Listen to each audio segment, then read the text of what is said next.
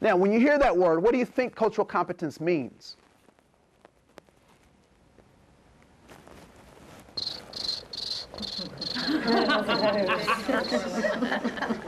Right? What is cultural? You know cultural, you know competence. What does competence mean? Being good at something, knowing something, having some information, right? And what is a culture? Different information is what else? It's a way of life, right? So understanding, being competent about other folks' cultures, all right? And we'll break down culture in just a little bit. On page 2 is the continuum of cultural competence. One is cultural destructiveness.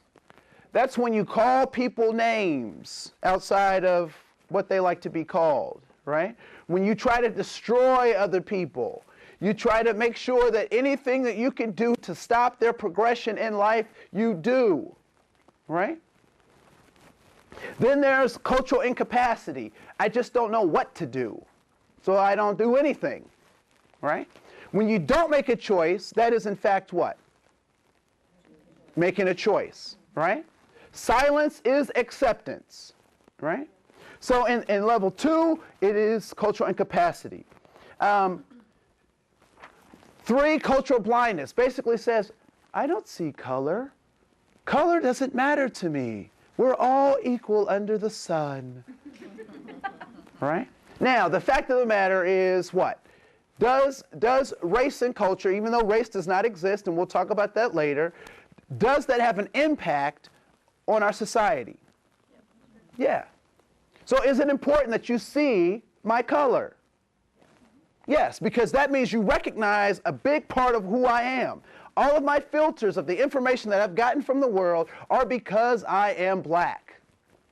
Had I been brown or yellow or Native American, then I would be, the information would be different that I received. So to deny me that part of myself is denying a large part of who I am and my worldview. All right? And then pre-competence is where you kind of dabble in trying to understand other folks.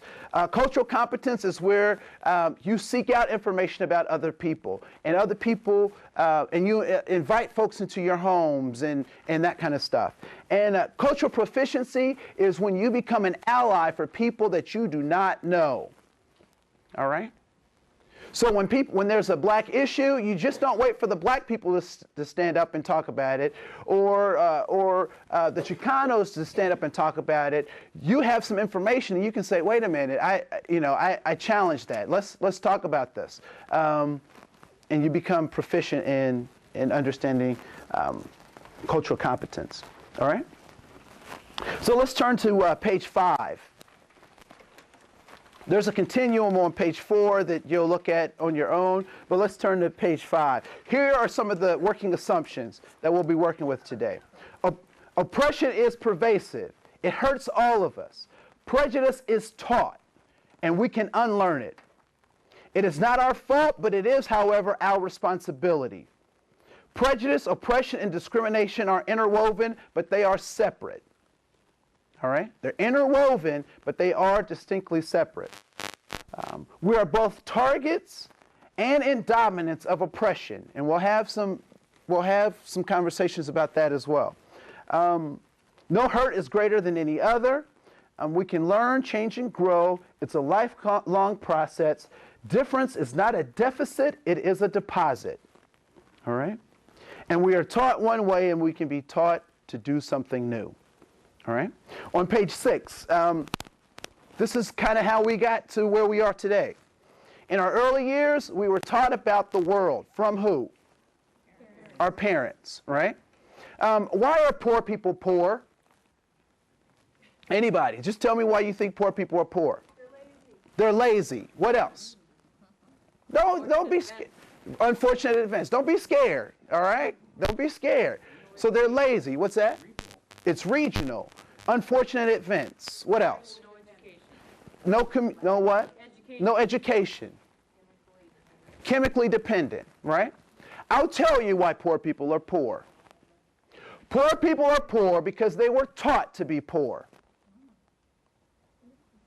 Who taught poor people how to be poor?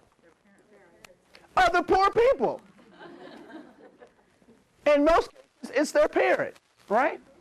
Why are rich people rich? Because their parents are rich. Because they were taught to be rich, and mostly that is by their parents, right? So we can learn to be any kind of way, right? But we have to be exposed and taught that. So in our early years, we're given information. Then through the socialization process, that cycle gets reinforced. We internalize that information, right? And then we have an opportunity. We have an opportunity to make a choice.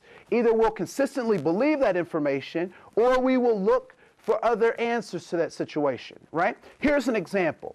Can anyone tell me who discovered America? Christopher Columbus. So how does that story go? The Nina, the Pinta, the Santa Maria, they sailed over, they landed. So Columbus was looking for what? He was looking for India or the New World, right? And what happens? He got lost, and where did he bump into?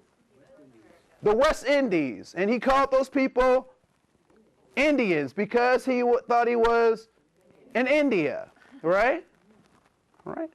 But the more famous folklore of that is Columbus set sail for the New World, found this new land, right? Founded this place called America, and invited all of his buddies to come along. And they prospered and lived in a wonderful, fabulous place, right? So in the early years, we're taught that. How is that the famous folklore, how is that reinforced by society? Columbus Day. We have parades, days off. There used to be cartoon specials on Columbus Day, right? But that cycle gets reinforced until what? What's the missing piece of that? There were people already here.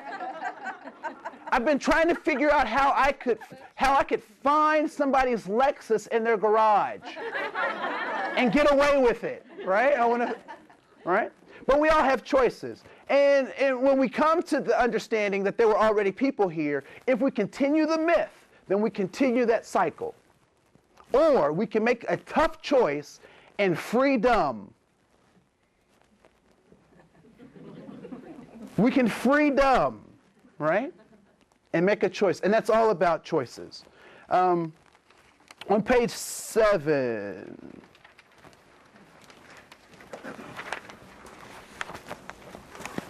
So this is kind of where we are today. This is what we're going to start talking about here.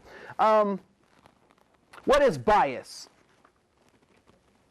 It's on the page, so you can read it right off of there.